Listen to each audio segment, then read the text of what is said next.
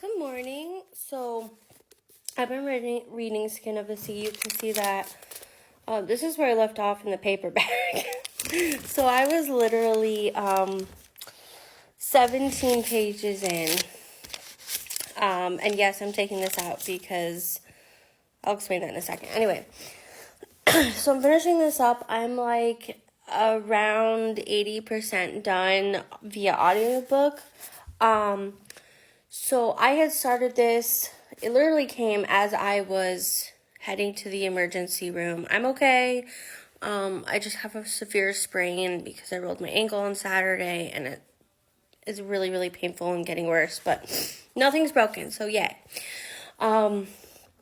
Anyway, so 2 books came. It was this one and this one by Michael Laborn. You might have heard of him.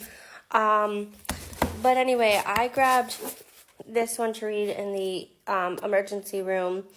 So I got a few pages in, obviously, but I got home, I took a nap, and I was finishing a different book when the audiobook came in on Libby, and I was like, perfect timing.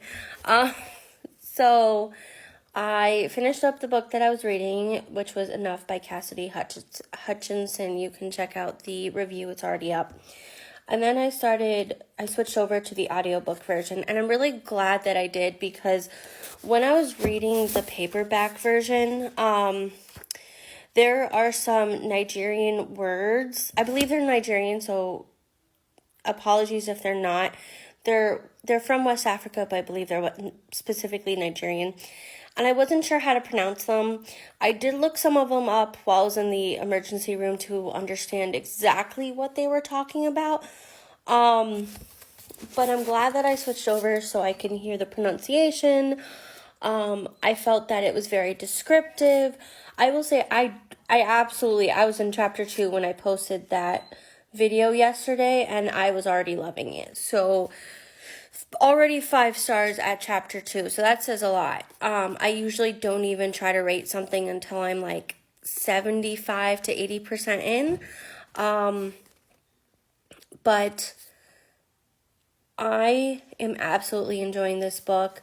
I love that we're talking about mermaids and gods, and it's all West African themed, and although they use the term, hold on a second, they use a different term, here it is, it's Oyinbo, I think is how you pronounce it,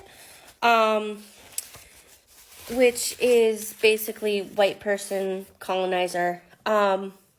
So, using the correct terms, like I said, I like it on audio so I can listen to the pronunciation. And I do want to make a note that on Audible, or on the audio book version, although I have it at 2-point speed, it feels very slow going to me. It feels like it's almost at 1, and I almost want to speed it up, but I didn't. So if you are a slower reader, just understand that you can speed it up, and it might seem like you're okay. So, but I like how descriptive it is. I like how it's different with the mermaid mythology. So in this book, the mermaids, they can go onto land. In some myths, some mermaids can do that, in some myths they can't, but they're not like naked. It makes sense, like their clothes kind of, their scales kind of adapt to like what they call as a wrap, right? And it almost feels like it's similar to the color pattern of their scales. Currently where I'm in, they're on an island, and the main character, Simi, is traveling through a jungle with a team, and she's falling in love. Like, I don't want to give things away. It seems like she's like fighting to not fall in love and with a human because she's a mermaid.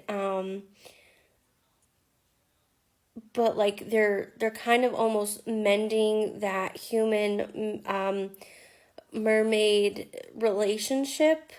Just saying, like I said, I'm like 75% in. So she's fighting real hard. I will say that it is young adult, absolutely a fantastic read. There is a reason that it says the instant New York Times bestseller. Now, I will say I am not for the New York Times bestseller list. I find it very problematic for many reasons, but this book absolutely deserves the hype. And I hope that more people go and read this book because it is fantastic. Go support Natasha. She does have a second book, Soul of the Sea. I would love to see this as a movie. I think it, if done well, it would look fantastic. So just noting that. But I will say that the description, especially in the beginning, Natasha does such a fantastic job making you feel like you're in their area, right? Like you're in the ocean with them, that you're understanding what's happening, you're seeing the memories, that you're not just hearing the stories, but